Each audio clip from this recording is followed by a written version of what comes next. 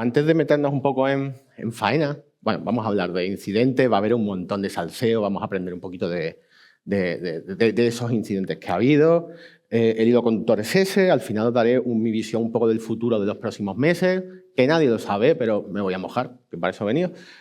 Pero no puedo empezar sin decir que, bueno, que yo nunca esperaba estar aquí, en el auditorio de una universidad pública. Así que si queremos mejorar la seguridad de la sociedad, es imprescindible que tengamos educación pública de calidad, accesible para todos. Este es mi tercer año consecutivo, el tercer año que engaño en la organización para que se crean que yo sé de lo que hablo.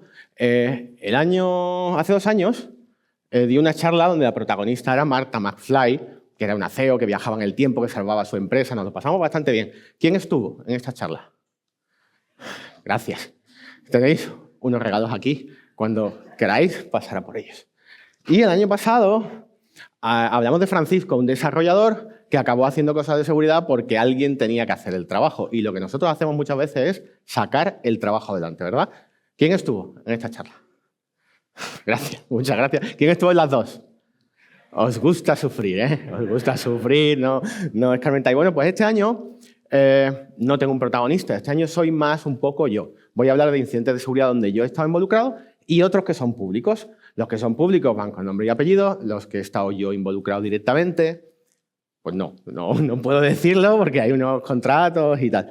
Entonces, voy a empezar abriendo un poco mi negro corazón y contándoos una cosa que me pasó al principio de mi carrera, antes de que yo vendiera mi alma al capitalismo. Ahora, fui joven, una vez fui joven. Y el primer incidente de seguridad medianamente serio donde estuve involucrado fue en 2003. Sonaba esto en la radio, aunque yo era de otro tipo de música, pero para que os hagáis una idea, ¿no? Estamos hablando de hace muchos años. Y hace muchos años yo trabajaba para una consultora de 20 empleados más o menos, el jefe era el dueño. Yo era un poco allí, lo llevaba un poco todo. Una de mis labores era llevar el servidor de correo. El servidor de correo era un ordenador que estaba debajo de una mesa, porque allí la nube no se había inventado, no se la esperaba.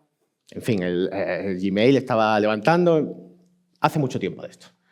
Y llegué un día por la mañana, el lunes, y el servidor de correo no funcionaba. Y estaba allí el jefe dueño de la empresa. El dueño de la empresa me dijo: Jonathan, por favor, cuando tengas un momento, no he podido evitar notar que el servidor de correo está dando problemas de nuevo. Y claro, como todo pasa por ahí, las facturas, los proveedores, me gustaría, siempre teniendo en cuenta que la salud es lo primero, que cuando tú tuvieras un momentito, fueras y lo miraras, ¿vale? Entonces yo, pues, por supuesto, compañero, ¿qué otra me queda, no? Y fui al ordenador del jefe y vi esto, miles de correos como este en el inbox. Miles de correos de el mensaje no se ha podido entregar. Tenía 23 años, tampoco iba a pillar lo que estaba pasando a la primera, necesité un poquito de investigación. La UI no ayudaba, porque en realidad yo lo que veía era esto. Miles. Yo borré 200 o 300 y volvían a entrar a esos 200 o 300 y volvía a colapsarse el ordenador y el servidor estaba totalmente colapsado. ¿Qué hice? Pues cogí un monitor de tubo, lo llevé a donde estaba el servidor, le enchufé un teclado y empecé a mirar lo que pasaba. ¿Qué es lo que pasaba? Pues lo que pasaba es que desde el viernes a las 6:30 de la tarde el servidor había estado enviando spam, concretamente 75.000 correos hasta el momento de spam sobre un resort en Santo Domingo. No era casualidad que empezara a las 6:30 de la tarde y no era casualidad de que lo notáramos el lunes. Alguien había pensado las cosas muy bien. Alguien lo había notado. Y claro, todos esos mensajes en el ordenador del jefe, en el Outlook del jefe, eran de esos 75.000, aquellos miles que no se habían podido entregar y que habían vuelto a su bandeja.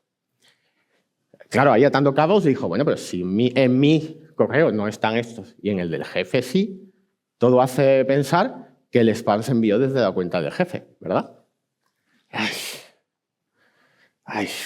Bueno, pues entonces yo seguí investigando un poquito más. Y ahí quiero que me ayudéis todos, porque seguro que alguna idea tenéis de esto. El acertijo es el siguiente. Si la web de la empresa era laempresa.com y el correo principal era laempresa@laempresa.com, ¿alguien puede decirme cuál era la contraseña de ese correo? Bien.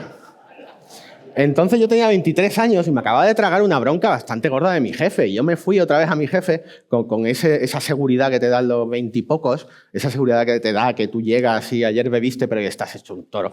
Y me fui para el jefe combativo, porque yo tenía mi honor herido, porque él había dicho más o menos que la culpa era mía. Y entonces me tragué una segunda bronca porque él consideraba que yo tenía que evitar que él usara una clave estúpida en el correo. Hoy en día eso es cierto. En aquel momento hoy en día él no habría podido usar esa clave, ¿verdad? Le hubieran dicho, oye, ¿qué pasa? Méteme ahí un asterisco, una mayúscula. Pero en aquel momento sí se podía y era lo más natural. Hoy tenemos otras cosas. Hoy tenemos multifactor authentications. Tenemos, por favor, implementadlo allá donde podáis. Hoy tenemos sistemas resistentes al phishing. Hoy tenemos verdaderas maravillas. Esto sigue pasando, ¿vale? De vez en cuando alguien usa una clave. Luego veremos algún ejemplo. Pero allá donde vayáis, como desarrolladores, si tenéis la posibilidad, sobre todo para jefes y sistemas que van a ser usados por administradores, lo mínimo es un multifactor authentication. Menos de eso ya no, eso ya está antiguo. Hablando de jefes. Bueno, os voy a contar un poco cómo acabó esto, ¿vale? Recuperé el correo electrónico y todo bien, cambiamos la clave, pusimos una clave segura, se la apunté en un post-it y se lo dejé debajo de la mesa. Pero 2 semanas después nos volvimos a quedar sin correo. ¿Qué pasó? Pues pasó que nuestro proveedor de Internet, que era Telefónica, se dio cuenta de que desde nuestra IP habíamos mandado 75.000 correos de spam y nos bloqueó la IP. Me tocó llamar por teléfono, bueno, no concretamente a mí, al equipo, nos tocó llamar por teléfono, decir, está Telefónica que se ponga, mira, nos pasa esto, no sabemos con quién hablar. Y nos pidieron que presentáramos un plan de mejora de la empresa para demostrar que teníamos interés en que eso no volviera a suceder. Presentamos un plan de mejora y nos desbloquearon la IP y pudimos tener correo otra vez en otras 2-3 semanas. Maravilloso. Así que hablando de jefes que se tenían que haber quedado callados. Vamos a empezar por el 3. HG Federal, esa empresa, el CEO de esa empresa, que se dedicaba, entre otras cosas, a vender sistemas de espionaje a gobierno, un día se le ocurrió salir y decir que él se había infiltrado en Anonymous y que además iba a contar quiénes eran los de Anonymous.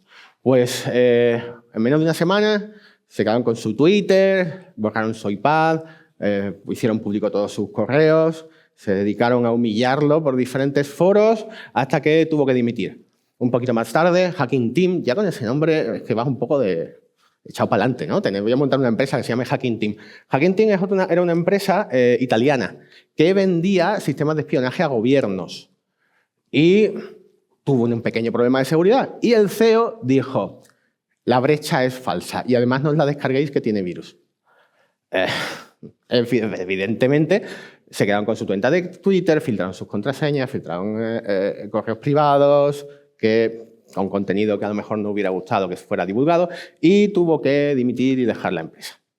Más recientemente, John McAfee, el del antivirus, que la tierra le sea leve, se asoció con Bifty, se asoció con otra persona, fundaron Bifty, que era un wallet de criptomonedas, y dijo que era totalmente seguro y que nadie nunca lo iba a hackear. Tardaron una semana y la situación del CEO de esa empresa pidiendo ayuda en Twitter, la verdad es que era bastante patética.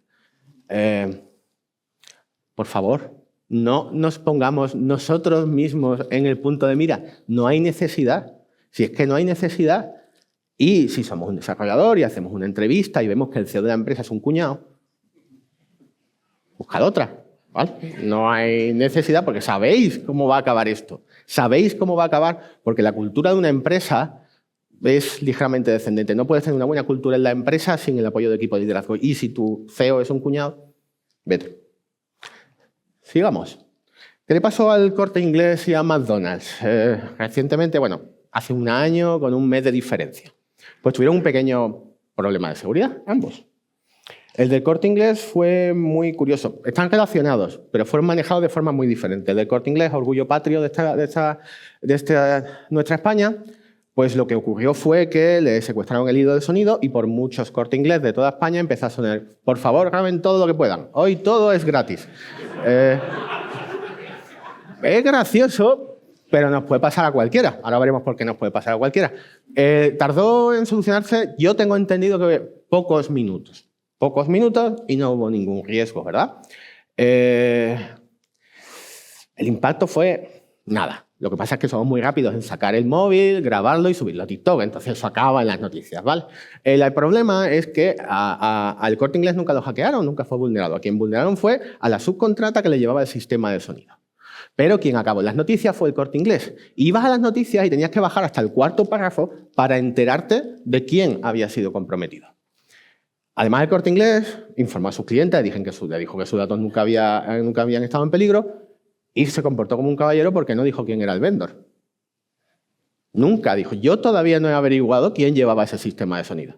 Bueno, al final dan la cara y por detrás gestionarán, por detrás a lo mejor no dejan renovar el contrato, pero ellos han dado la cara, ¿no? Ni tan mal. En cambio, McDonald's gestionó el incidente con la misma calidad que la comida que venden. Fue un mes de diferencia, creo, y fue un alcance un poquito mayor. Estaban creando una plataforma para que pudieras aplicar para trabajar para ellos. Entonces llegabas a esa plataforma, McHire, si lo hubieran llamado Macarena, hubiera sido mejor. McHire era el portal y por debajo había una inteligencia artificial que se llamaba Olivia, porque hay que poner IA para que se vea que el nombre. Y pues por lo que fuera, la contraseña era 1, 2, 3, 4, 5, 6, por lo que se fuera. Quedaron expuestos 64 millones de currículums, con todos los datos que tiene un currículum. Que, a ver, que te llaman diciendo, oye, has aplicado aquí y tienen todos tus datos, y se crea una confianza donde ese scam, esa manera de engañarte es mucho más fácil, porque es que ya tienen todos tus datos. ¿Qué es lo primero que hizo McDonald's? Decir, mi subcontrata es Paradox AI. A mí no me digáis nada, yo estaba haciendo hamburguesas. Bueno, pues no se ha gestionado de la misma forma. Y a diferencia del caso del Corte Inglés, aquí los datos de 65 millones de personas están en peligro. ¿En qué se parecen ambos? Pues los vendors, ¿verdad? Trabajamos con subcontratas, trabajamos con consultoras, cualquier empresa trabaja con muchas otras empresas, ¿no? Así es como se hace negocio. ¿Qué deberíamos hacer? Primero, antes de empezar a trabajar con alguien, echarle un vistazo a cómo de seguro es ese partner al que voy a contratar, ¿verdad? Eso lo hacen prácticamente todas las empresas. Y si alguno de aquí trabaja en consultora, me imagino que muchos estaréis muy acostumbrados a que aquellos para los que trabajamos nos pregunten qué medidas de seguridad tenéis, qué portátiles tenéis. Lo que nadie hace, muy poca gente hace, es luego repetir eso anualmente, porque cuesta tiempo, cuesta dinero, hay que planificar, hay que soltar, en fin. Entonces, lo de repetirlo cada año suele ser buena idea. Luego, algo que podemos hacer es, cada vez que ocurra un gran evento de seguridad, como puede ser, espero que todos estéis al tanto, los 4J hace un par de años, los 4Shell hace algo menos, Axios muy recientemente, Shahulud, Mini, Shahulud hace muy poquito tiempo. Podéis llamar a la gente con la que estáis trabajando y preguntarle cómo lo están gestionando. Y no hablo de que si a lo mejor he contratado una consultora, yo hable con el equipo de desarrollo y les pregunte. No, yo voy a hablar con el equipo de seguridad de esa consultora o con el equipo de seguridad de ese vendor que me proporciona un SaaS o que me proporciona un producto. Y creamos esa relación, es lo que se llama en la jerga esta que solemos usar todos los días. No es un vendor, es un partner. No, pues si es un partner, hagamos el camino juntos, ¿vale? ¿Resuelve esto el problema? No, cero, no resuelve nada. Pero cuando pase algo malo, pues por lo menos tendremos un camino que seguir y podremos lidiar con el problema de una manera, con algo de calidad, vamos a decir. Sigamos hablando de por qué no aprendemos. ¿Quién sabe qué es esto? Levantad la mano, alguien lo tiene que saber. ¿Sois runners? ¿Algún runner en la sala? ¿Cómo se llama esto? Esto es el Strava. Sí, efectivamente. Esto es Strava, esto es una ruta de alguien que hizo running en medio del mar. Concretamente, fue un señor que se llamaba Arthur, se llama todavía, si no lo han despedido, y decidió subir a la cubierta de un portaaviones de propulsión nuclear con su reloj Garmin y su Strava encendido y hacerse 7 kilómetros y pico a un buen ritmo. Menos de 5 minutos el kilómetro encima de un barco. No está nada mal. Ya quisiera yo. ¿Qué pasa? Que se reveló en Strava la ruta del barco un barco que estaba en una misión, que si bien la misión no es secreta, la posición del portaaviones nuclear era secreta.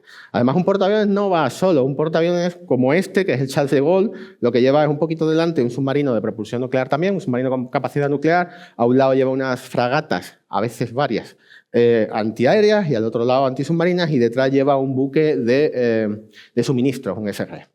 Así que esto no tuvo que ser agradable. Esto pasó hace poco, hace 3, 4 meses.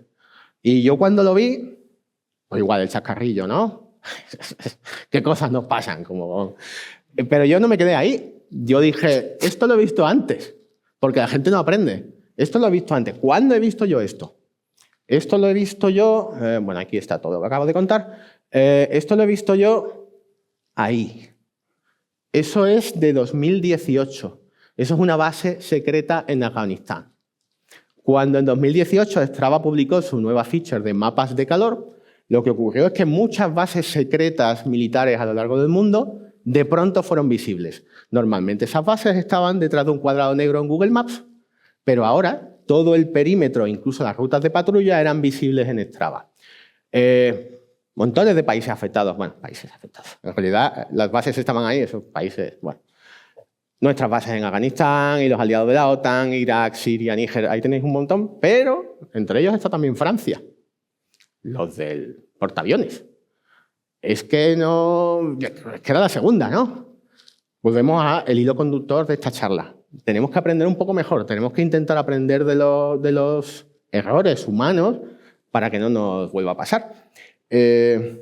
En realidad, alguien me puede decir, Jonathan, pero tú en tu día a día te encuentras estos problemas. No me encuentro estos problemas, pero sí me encuentro que el mismo incidente de seguridad se repite una y otra vez. La cantidad de veces que yo tengo que hablar con un desarrollador porque ha subido una clave, una API key en texto plano en repositorio, es muy alta, muy alta. La cantidad de veces que alguien manda un correo con un PDF con información confidencial a quien no debe, porque el autocompletar del correo electrónico autocompletó el John Smith que no era, es muy alta. Y a veces mandamos facturas de unos clientes a otros y en lugar de tener buenas prácticas y linkar el documento para que yo pueda revocar el acceso, lo metemos directamente dentro del correo electrónico con una arrastrar y soltar porque es mucho más fácil. Se repite una y otra vez. Nos cuesta un poquito aprender. No contribuye nada que los trainings anuales de seguridad sean siguiente. Nada. Pero hay otras formas de concienciar, a veces más divertidas. Ya te digo yo que nadie se lee tu newsletter. Siguiente, en esta estaba yo. Una vez me llamó un cliente y yo estaba al otro lado del Slack. Y me dijo, Jonathan, acabamos de recibir un correo electrónico de una persona de Afganistán que ajusta capturas de pantalla de las facturas que nosotros le hemos hecho a muchísimos de nuestros clientes y capturas de pantalla además de nuestros sistemas internos. Estamos preocupados. Esta persona dice que está dispuesto a ayudarnos a resolver el problema por una cantidad de 10.000 euros. Entonces yo fui, miré el correo. Esa persona se identificaba con nombre y apellido. Vale que estaba lejos, era Pakistán, pero si nos quitamos un poquito los sesgos, podemos ir a ver quién es esa persona. Y es una persona que llevaba años trabajando en seguridad, tenía perfiles de LinkedIn, de Twitter, hablando de seguridad desde hacía años y hablando cómo hacía este trabajo como forma de vida. Así que recomendé a la empresa pagar. La empresa dijo que 10.000 no. Y estuvo ahí hasta que consiguió tenerlo por 1.500. Es que a veces, en fin. El resto se lo gastó en tokens.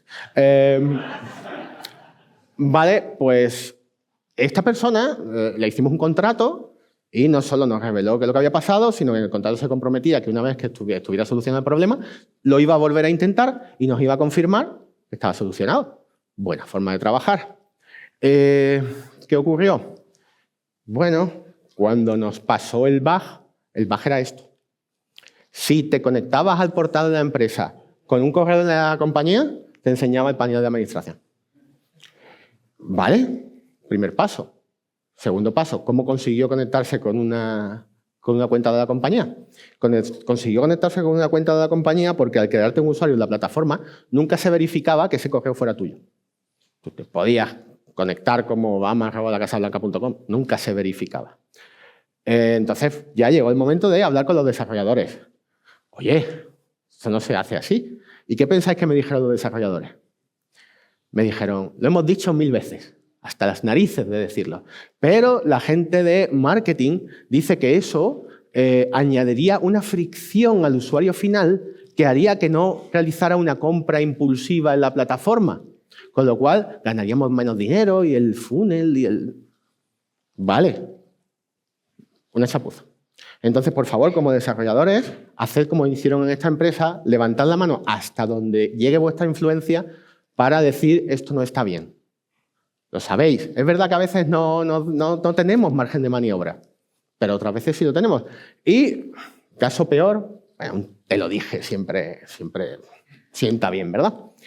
2 semanas después, la persona de Pakistán se volvió a poner en contacto conmigo y dijo, tengo otro, y me enseñó el JFrog con todos los artefactos de código. Que volvió a pedir dinero, la empresa se enfadó, le dijo, nos está chantajeando. Yo le expliqué a la empresa que este tipo de cosas normalmente se detectan en un pentesting y un pentesting vale como 3 veces más de lo que esta persona estaba pidiendo. Así que en realidad se estaban ahorrando dinero. Y le dije, contratadlo un par de meses, que os haga una auditoría completa, se ve que el hombre sabe. No quisieron. Una cuestión de orgullo, pura y dura, ¿vale? Pero el tema de JFrog fue efectivamente que alguien subió una prueba de concepto con un token, con una clave en texto plano a un repositorio y esa prueba de concepto pues estaba ahí y no habían cambiado las claves en años. Y aunque decían constantemente todo está detrás de una VPN, resultó que donde se guardaban los artefactos, no. En fin. Es un momento de agua, un poco de agua, y seguimos, porque quiero que me digáis si alguien conoce este incidente. ¿Alguien sabe lo que pasó en 2021 con Electronic Arts? Pues fue muy divertido. Así, a vista de pájaro, y lo que os podéis encontrar en las páginas web esta que viven de hacer artículos bastante cutres, es alguien robó una cookie, alguien se conectó al Slack y convenció a gente para que reseteara el Multi-Factor Authentication y robaron el código fuente de ciertos videojuegos. En fin, este es el típico análisis de clickbait del 99% de las páginas. No fue así, para nada fue así. La cosa fue un poquito más complicada. Vamos a empezar a hablar de esa cookie que robaron. Esa cookie que robaron la compraron en Genesis Market, en la dark web, costó $10 solamente, y la pregunta es qué hacía ahí esa cookie, cómo llegó de un desarrollador a la deep web. Fue por en concreto, un tipo de virus concreto que infectó el ordenador de un desarrollador, que es un infostealer. Luego hablo de los infostealers un poquito más. Todos los desarrolladores que hay aquí saben que si yo cojo una cookie de tu ordenador, la pongo en el mío y me conecto, no va a funcionar. No va a funcionar. Y eso no se explica a la mayoría de páginas que hablaron de este incidente. En realidad, Genesis te vendía algo mucho más guay. Ellos lo llamaban un bot. Te vendían la cookie junto con un perfilado total del ordenador de la persona de la que provenía la cookie. El idioma del navegador, la resolución, la IP, la MAC, todo, las preferencias del sistema del ordenador que se estaba conectando. Obviamente el sistema operativo con la versión y el parche, todo. Y encima te daban un navegador basado en Chromium, donde tú podías hacer cargar, seleccionar el archivo de 10 euros que habías comprado y usarlo. No es lo mismo que decir robaron una cookie, ¿verdad? Hay que hablar un poquito más en profundidad para entender de dónde vienen los problemas. Luego vamos a hablar de los infostealers. Efectivamente, con esa cookie, con ese bot, 2 personas consiguieron acceso al Slack de la compañía. Y vino la parte de ingeniería social. La ingeniería social siempre es como engañar a alguien, pero en realidad va mucho más allá. Hay casos de ingeniería social con soborno, con extorsión, con amenaza física. Va mucho más allá y se ven cosas bastante oscuras. ¿Qué pasó en este caso? Pues que cuando se conectaron al Slack, lo que hicieron fue abrirle unos chats a personas de soporte técnico y decir, compañero, recordamos que ya estaban en el Slack, o sea que por defecto tú asumes que es compañero. Tú asumes que es un empleado, si no, ¿qué hace ahí?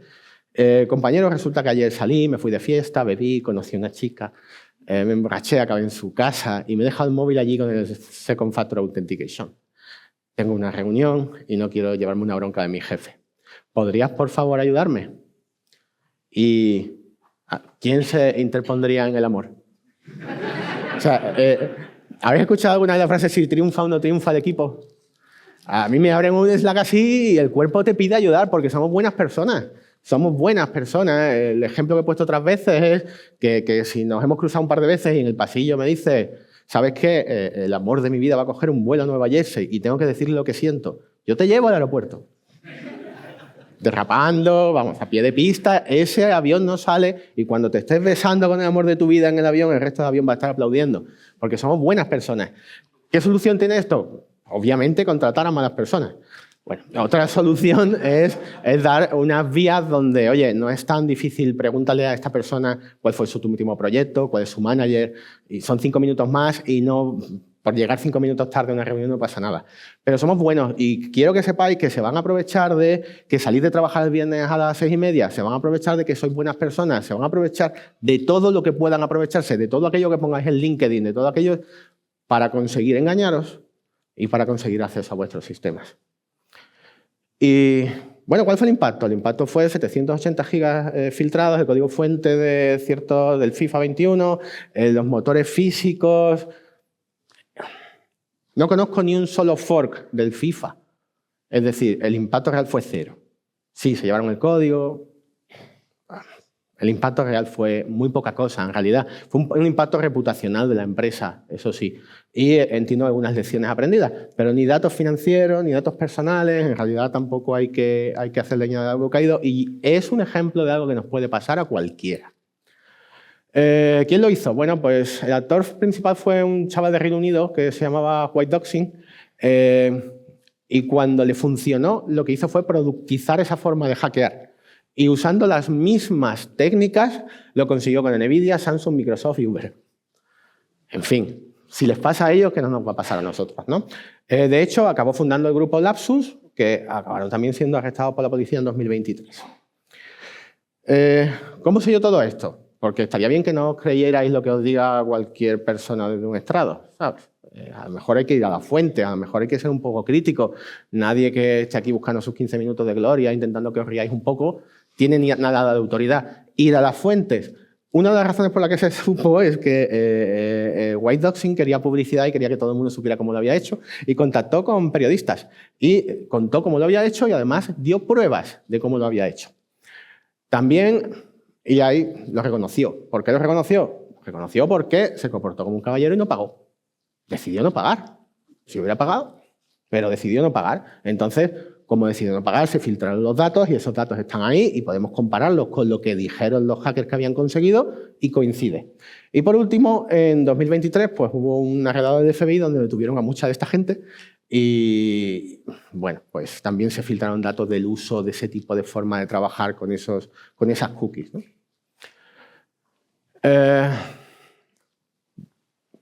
Ahora que me gustaría hablar durante unos minutos de qué pasó con esa cookie, de cómo llegó la cookie desde el ordenador de un empleado, que puede ser cualquiera de nosotros, a la dark web y fue vendida por $10.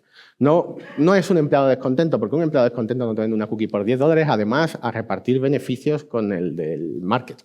No tiene sentido. Fue por una infección de un infostealer. Y ahora me gustaría comentaros cómo funcionan esos virus. Lo que pasa es que esa información no viene solo de mi conocimiento, viene del conocimiento de un gran equipo que yo tengo.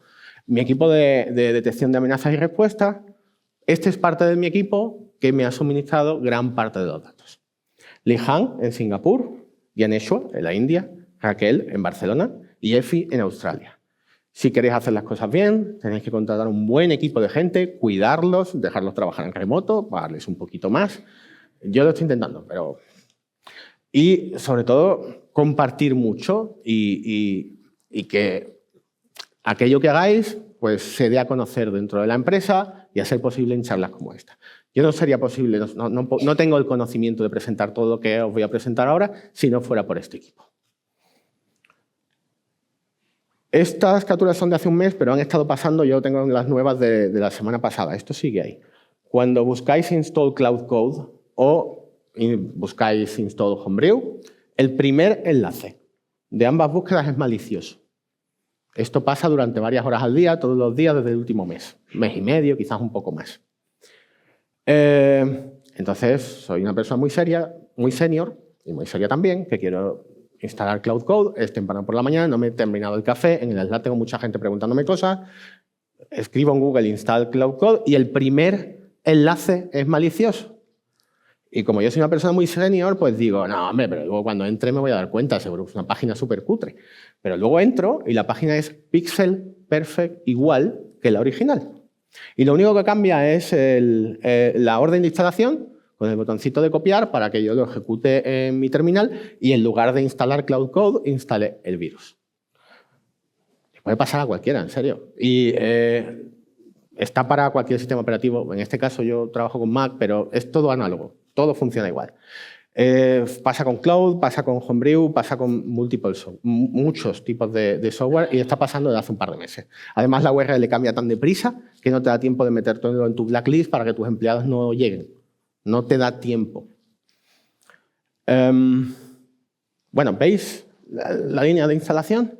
Aquí pues es un curl y ese curl tiene dentro un echo y ese echo está encriptado cifrado en base 64 y luego lo que hacemos es hacer un pipe SH para que se ejecute directamente. Esto es una técnica de ocultación que no es que sea avanzada, pero funciona muy bien. Porque desde los logs del antivirus, desde los logs del ordenador, yo no voy a ver qué se ejecutó, porque lo que se ejecutó fue lo que se descargó del curl. Funciona bastante bien. Y eso de copiar algo de internet y pegarlo en la terminal, aunque penséis que estáis en la página oficial, es bastante peligroso. Vamos a seguir viendo un poquito esto en profundidad. Si está en base 64, puede hacer un decode, ¿no? No parece esto que sea rocket science. Yo voy a ver qué hay dentro de ese base 64. Y lo que hay es un script en shell. Ese script en shell, ahora os cuento lo que hace, pero quiero que prestéis especial atención a esta API key.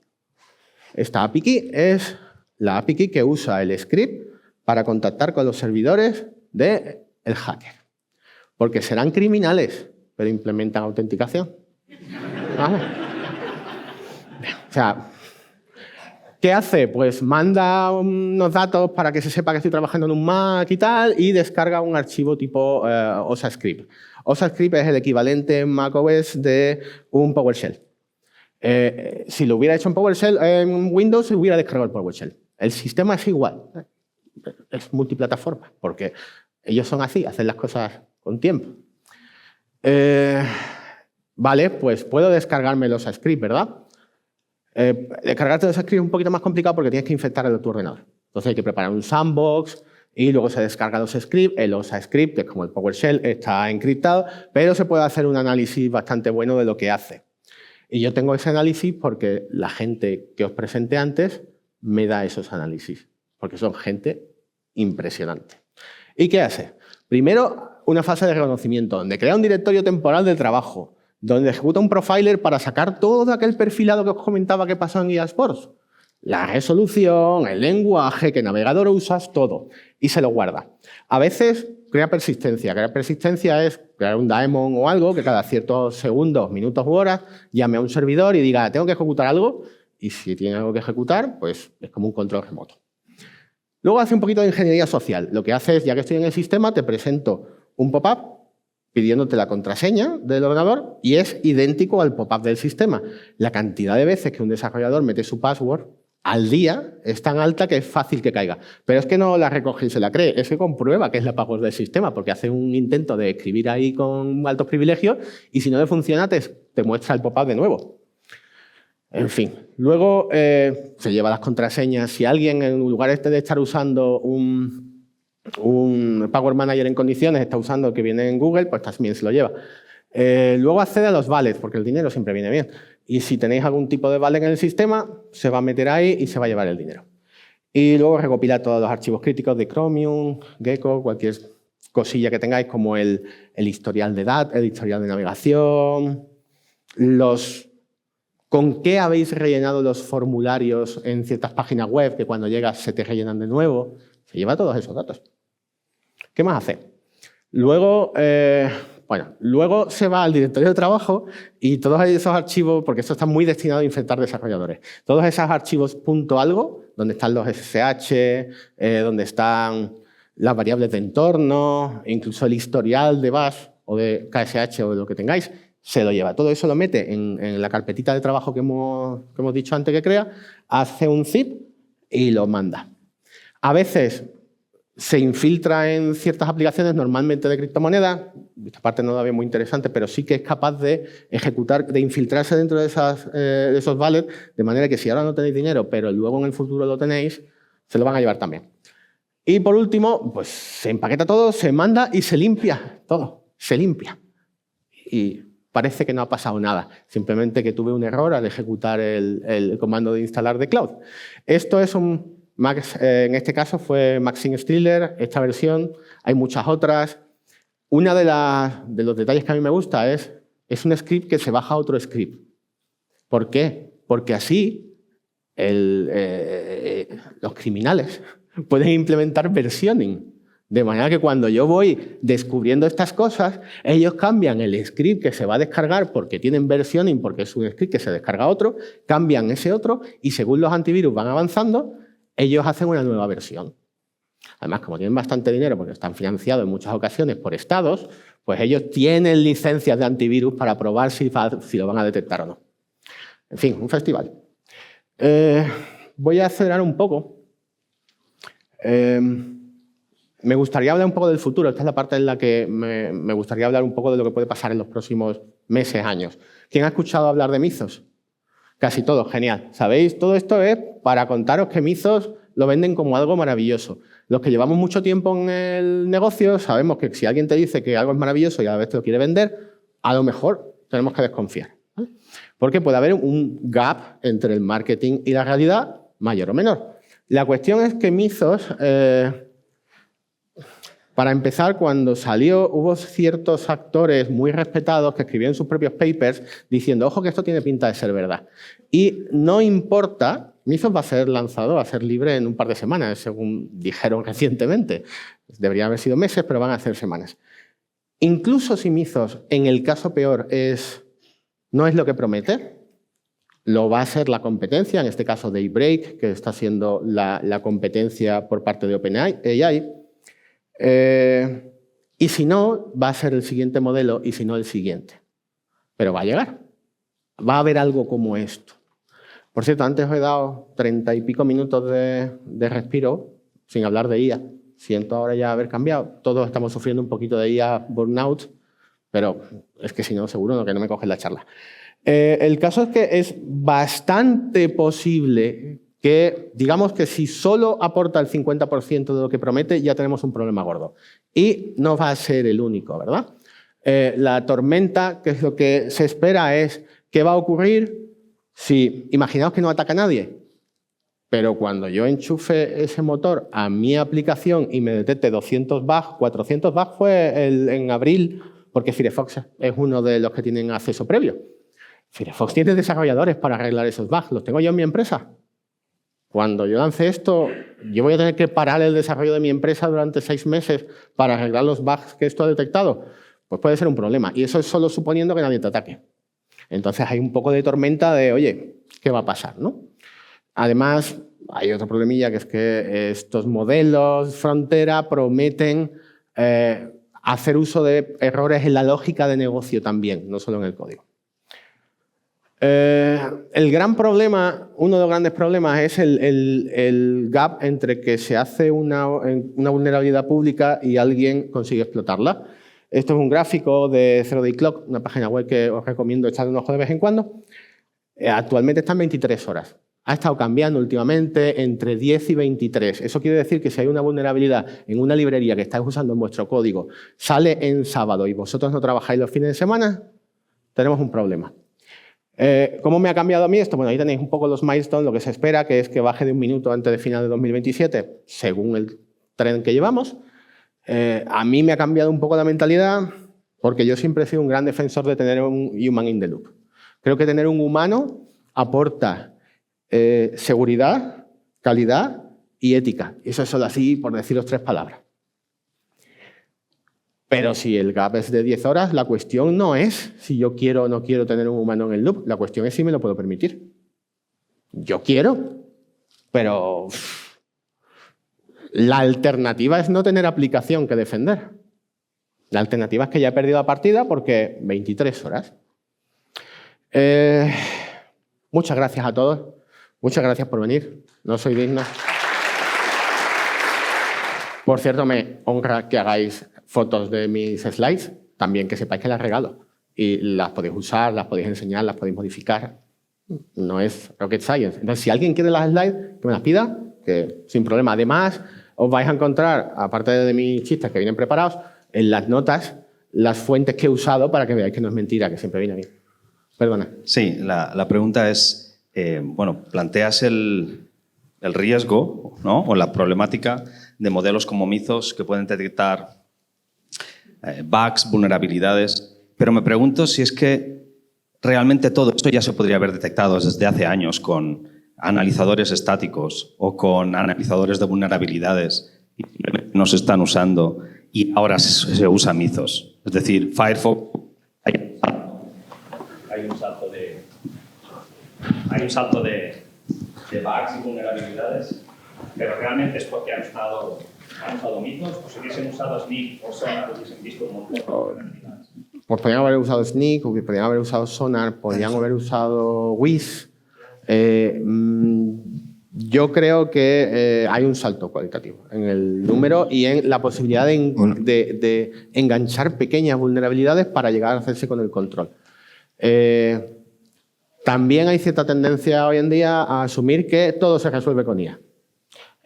¿Necesito Mythos para detectar a esos 400? A lo mejor puedo tener algo que solo me detecte 100 con una LLM local y cuando llegue Mythos, que seguramente ni lo podré pagar, en lugar de 400 me va a detectar 100. A lo mejor puedo planificar mi futuro con un poquito de cariño para no verme en un problema, seguro. Que también los desarrolladores llevamos peleando por buenas herramientas y nunca hay dinero. Que levante la mano el que no le haya pasado, ¿sabes? Es verdad, a lo mejor... Yo creo que aún así hay un salto. ¿Es que ese salto podría ser mucho más pequeño? Sí. ¿Alguna otra pregunta?